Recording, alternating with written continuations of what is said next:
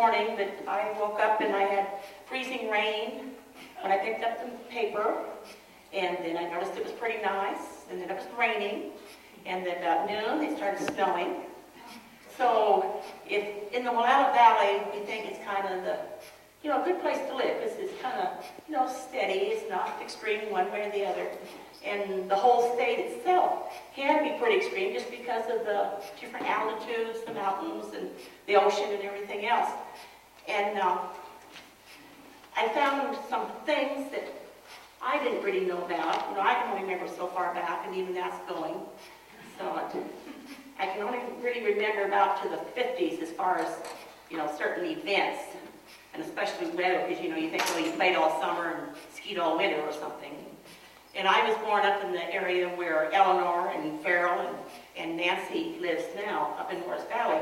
So we kind of mountain people, and, it usually snowed, and we were lucky we missed a week of school, and, so everything was pretty good. But, as far as the state goes, when you think of the lay of the land, there's lots of extreme weather. And I'm just going to talk about a couple of those before I get into the Yamhill County ones. And probably Shampooey is one of the worst that happened to our state. And of course we know that part of it is because there was no weather system, as far as knowing what was coming. Other than you heard something and then you panicked and then you rang the church bell, or what was your warning system? So there was no way to know it, and then what do you do once you know it? So, there was an awful lot of devastation and life lost in those early events. So Shampooey was probably the worst one. And then, and I didn't know this until I started researching things, and Shampooey was in 1861.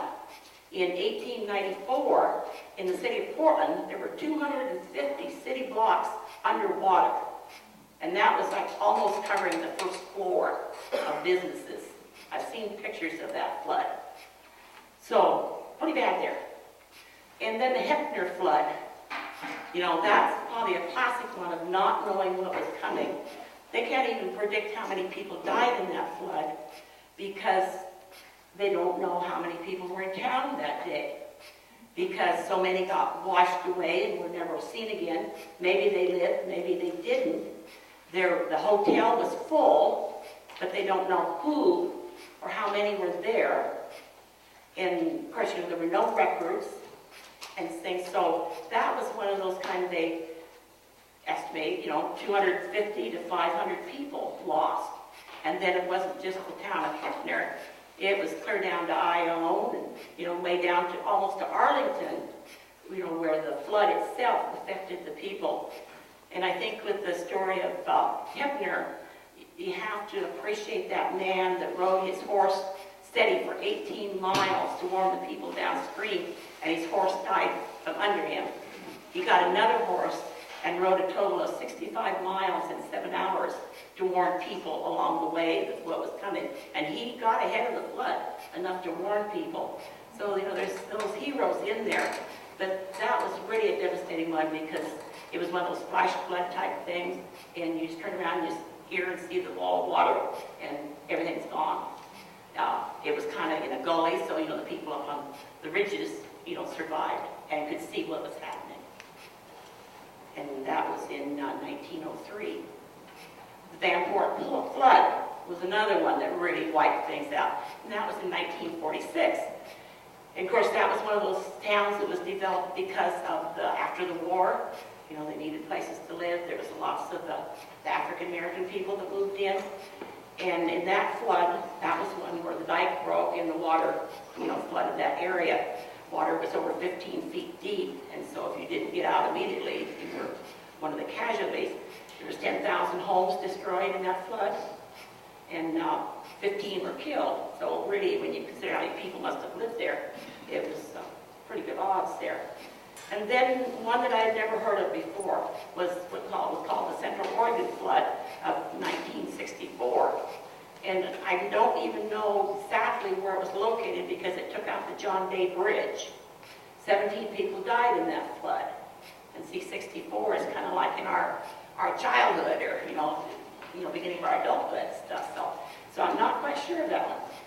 And if you really want to know about weather and disasters and storms and things, you can just Google the subject and you find lots of things, lots of dates. You can find the ice storms, the snowstorms, the wind storms, the water, any part of the weather and stuff. But as far as Lafayette, you almost have to start with 1857 in the town of Lafayette. They had just got the bridge built. It was one of those new inventions called a truss bridge. You know, it could hold up itself. And the high water came and it took the whole thing away.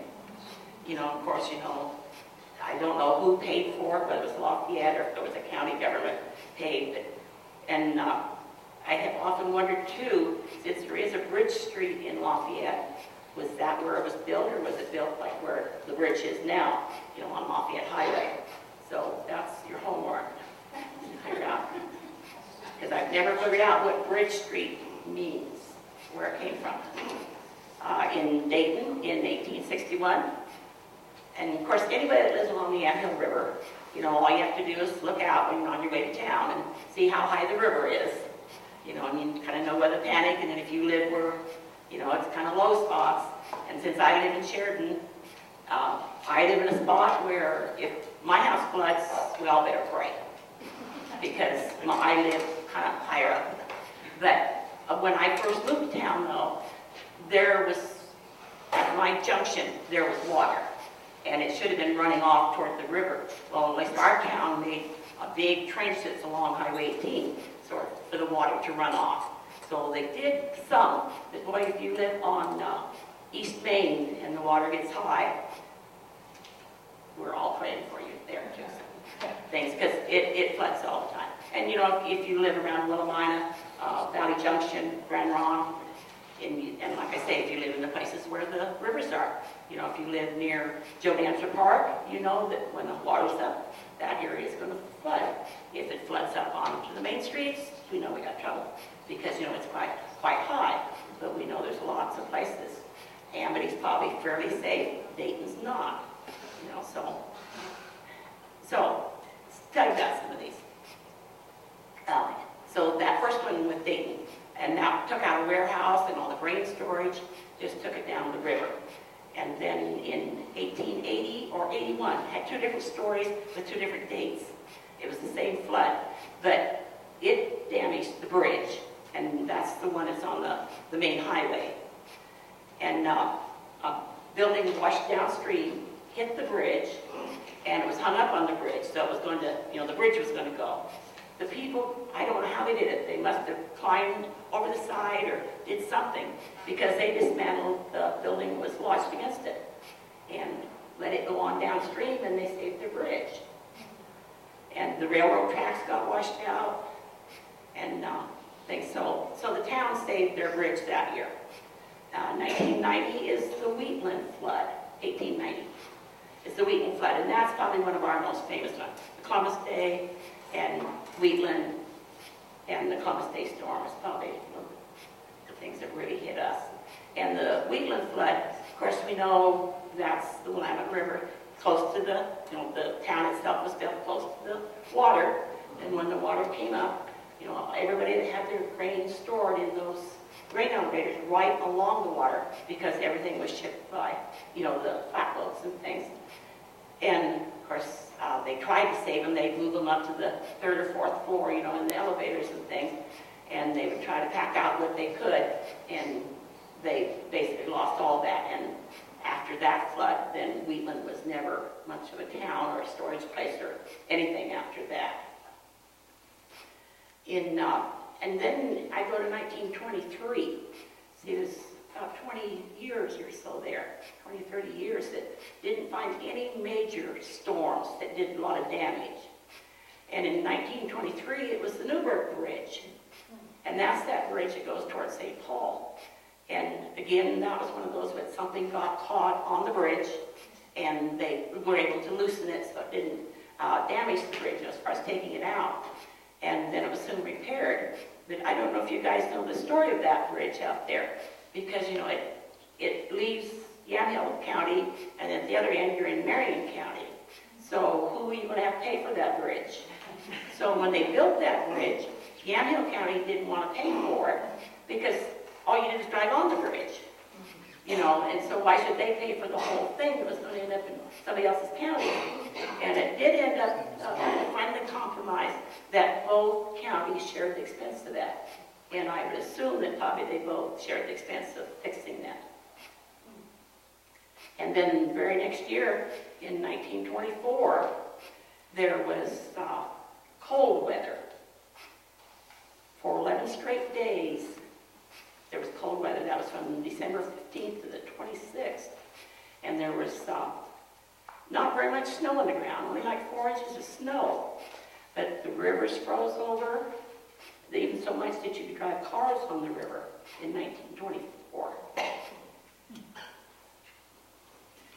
And I know there's some years when they show pictures of people skating on the rivers, but I could never find the pictures, and I could never find the dates of, other than this one, when it was enough that you could drive on it. In 1942, there was a silver thaw, and that's all it said. It never said anything about damage, or, you know, where it was at, or if that was the whole county or what, I'm not sure.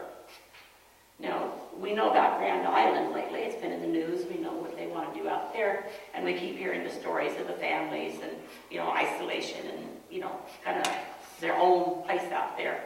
In 1943, Grand Island was its own place. It was a little island. And there was just lakes of water around it. They couldn't get off. And the bridge got damaged. And it wrecked a lot of crops of different people like Lorenzens and Schellenborns and Marnacks and things like that. And there was a family there called Henry Freshhour, and Fresh, F-R-E, then Hour, H-O-U-R. Freshhour. Well, he and his wife, they had a farm, and so they got their cattle up high in things, and then they took things out of their house and stored them in the barn, and kept trying to move things higher and higher. And they took food out there and put it higher. Well, and they had breakfast, and then they did all this work trying to preserve their stuff. Well, it happened to be all their food got wet and washed away. Well, they had no contact because the phones were already out, and they had no way of getting back to the house because they were now stranded in the barn. So they went over a day and a half without food, and finally they were rescued. But they did one of those stories kind of like what a lot of things you read where they put the animals up in the haymow, you know, stuff. So they finally got out of that, and, you know, it must be a wonderful place to live because people are fighting for that area. So now we're to January of 1950, kind of when things we can remember. And this snowstorm I do remember. January of 1950, there was snow, then freezing rain, and then winds up to 25 miles an hour, and the gusts were 25 miles an hour, which ended up being equal to 80 miles per hour, and school was out for a long time. My brother was a senior in high school that year, and of course I was a younger kid. And when we went back to school, now we lived, you know, in that Morris Valley area, so we always missed a week of school. Well, when I went back, I told everybody that we were so bad off, we had to tear down our front yard fence and burn it in the stove to keep warm, which we did. We did burn the fence, but I didn't tell people that we were tearing the fence down anyway, because my dad was putting up a new picket fence. Well, of course, my macho brother thought that was pretty dumb and let me know it and stuff. So I'll always remember that year, the dumb sister. Marge? Yes. I stayed in town with the principal's family for 2 or 3 days, but the rest of the kids in the Cooch Valley took long vacation, used their barrel stave skis and went down, you know, went out and skied and stuff. But I stuck to the books. You were dedicated. I got pictures from that time with my dad up in Portland with the scar, and the car's completely buried. Oh, that was a bad start. And then in 52, 1952 is the only one I could see that was related to the hot temperature. So I assume it must have been the summer, but it said it was so hot that they had to have rationing of the water in all the towns in the county. And that's about all it said. I don't know how long it lasted or which month it was in. It just said 52. And that would have been the year that I got out of school, so you kind of figure how old I am. And so I don't know, I can't remember on it, because that would have been the first year when I went to work during the summers. I don't know, I don't remember the effects of that dry, hot summer on us. 57, there was 7 days. You know, if we have more than 2 days or so of snow, we think we have a snowstorm and that's enough. Let's get back to reality. Well, in 57, we had 7 days of the temperature being in the mid-teens. The chill factor was colder than 21 miles per hour. The ice froze behind the dams. This would be like on McMinnville, and it froze such big chunks that they weren't able to produce a lot of electricity. So we all kind of suffered from that. So, and the things I've seen, most of them are cold related. And then we're up to 1960, and in the first week of March, there was more snow on the ground than there was in the 1950 storm. And there was a lot of storm-related accidents. Didn't say anything about people being killed. You know, overall in the state, there's usually someone gets killed just because of accidents and things or fires in these bad storms. But the schools were closed for quite a while during that time. And now we're up to 62 when the Columbus Day storm came along. Now I'd like to tell you something personal about the Columbus Day storm. But when my son got home from school, we all laid down, took a nap, and I slept through the whole thing. So I can't tell you a thing, except when you wake up the next day, you can see what happened. My parents and my in-laws both lived down at Carlton. They had severe damage. And my mother and my uncle, we were always turkey growers. And, turkeys are dumb anyway, but if there's something to run from, they ran in the corner of the fence, and there was quite a few of their turkeys that were killed. And, of course, you usually sold them in November and stuff, so, and they had those big, tall feeders, and they fell over, but, pretty minor compared to what a lot of people had. And probably people like Shirley McDaniel could appreciate, how many fruit and nut trees blew down. More trees were knocked down during the Columbus Day storm than what Mount St. Helens blew down. I always thought when you see those pictures of Mount St. Helens, where there's just acres of all those trees down, more trees in the state, I believe is probably what they're comparing it to, came down. In fact, they say 15 times more than Mount St. Helens. And of course, that was the storm that came up from Crescent City, so it came right up the valley and went clear to Vancouver, British Columbia. Traveled over 1,000 miles, and when it hit Mount Hebo, it was 170 miles an hour. And it got to Portland, it was 116 miles an hour. Vancouver, Washington was 92 miles an hour. And by the time it got to Vancouver, British Columbia, it was 87 miles an hour. So it did lose a lot of speed, but it was still a pretty dangerous wind. And of course, there was around in this area, there was over 50,000 homes damaged. In kind of the Willamette Valley, there was 38 people killed. Cost of damage was over $200 million. And this was that was value then. But what it did to that crop of fruit trees and nut trees was probably the most devastating, and especially the nut and filbert growers, because I never knew this about nut trees. It takes you about 4 or 5 years to even get one rooted and started, and then it takes you about 10 years before you even get a crop off of it. So you've got an awful lot invested if you got to replant again. And one neat thing that happened was trees that blew down over by Newburgh.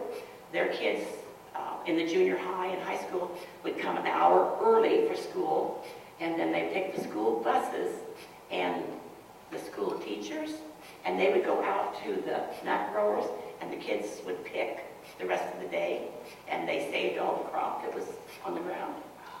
They said they could use those nuts, the walnuts and filberts, if they could get them picked up right away. And so in Newburgh, they sold it very creatively. And of course, probably the most famous picture to come out of that whole event was that one at Campbell Hall at OCE, you know, at Monmouth, where the tower of Campbell Hall is falling, and that photographer, that student happened to be there and took that picture. Any of you have Columbus Day adventures? Margaret?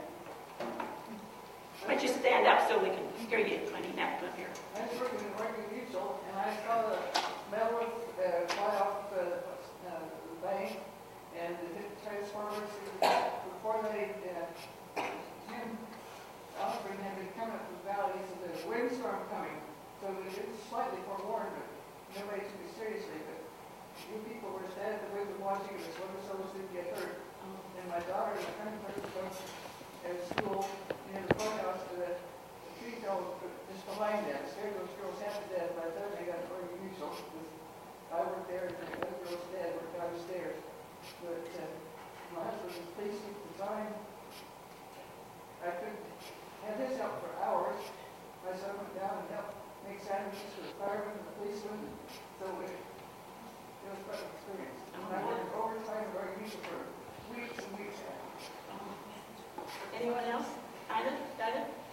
Well, I have to say something about neighbors at these times when those things happen. And then I was at Linfield, and my parents were actually on a trip to Europe. And so we had a hired man who was doing the chores. We had a dairy farm with about 40 cows. And the neighbor down the road, about a mile, cut away 40 trees between their house and our house so the milk truck could get up to the barn to take the milk out. So I thought that was pretty good. Yes. Keep Tom? Without a chainsaw.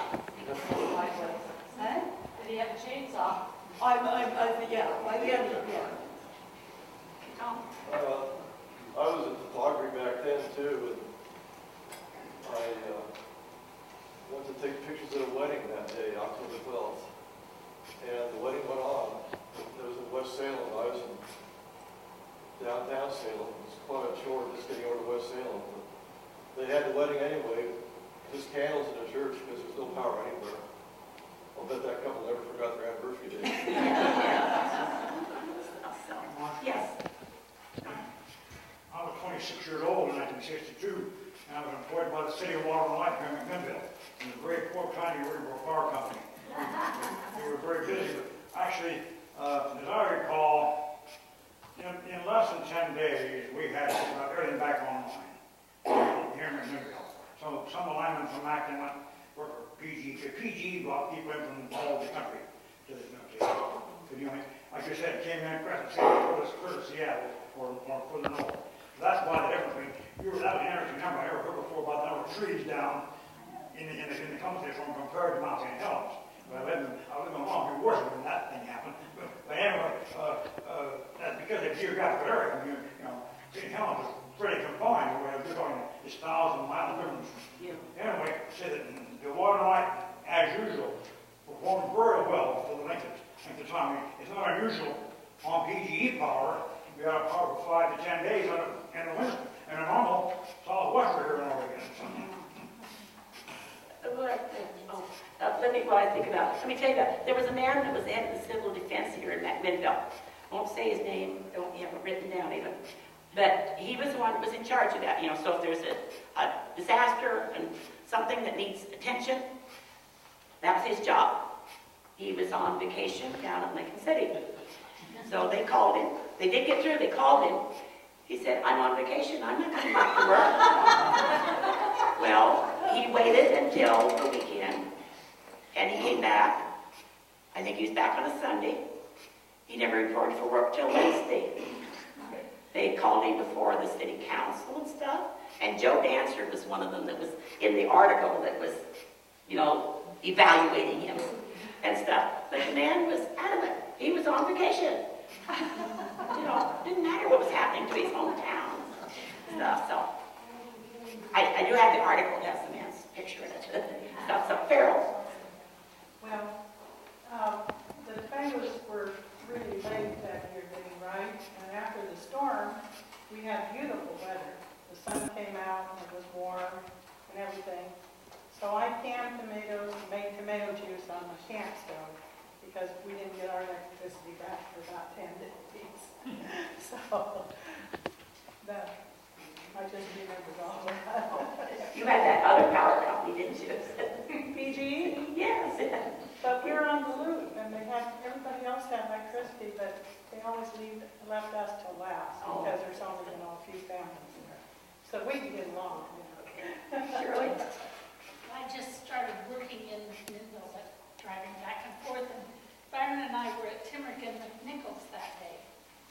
And, you know, we knew it was blowing, but it didn't seem like it was that bad, till we looked out the front window, and the roof on Timrick and McNichol lifted up and landed in the windows across the street.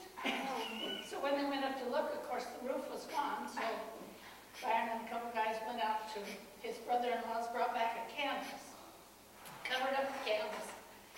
They had water, they had squeegees, they were washing or squirting water outside, and we were carrying things away. And in those days, they had those big wide lights. They'd fill with water and then crash.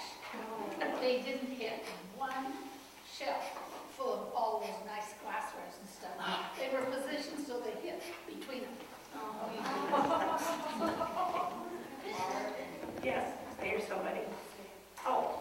On one out Baker Prairie House, one of our friends was killed in that storm.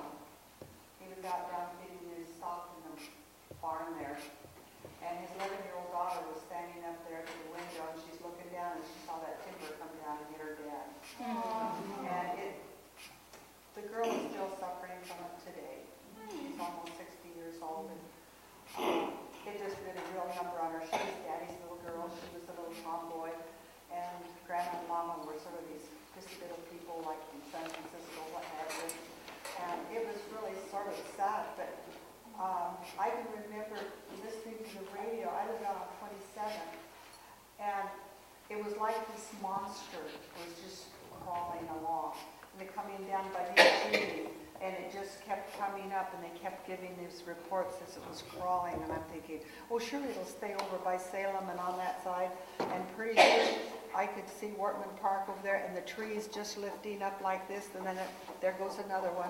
And our roof, well, we had to have a new roof on our house, and there had fence posts in the backyard, and it took the shingles off of our house, those asphalt, whatever the shingles are made out of, and it drove them right straight into the fence post. And I still had squash out in the garden, and they got stuff. And the city light and water, they come around, and they had a, what do you call it, generator.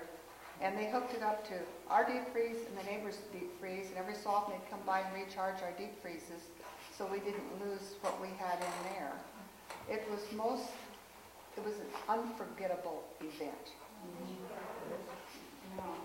And that man that was killed, I think the barn fell on a big beam hit him, and it didn't, I don't believe it killed him outright. Didn't he die in the hospital? No, they took him into town. He never really, he lived long enough that his eyes were donated to somebody. I think it was a day and a half or so later. And then I know there was, I think, 2 young boys from Amity, I believe it was, that got killed in a car accident going towards Salem, too.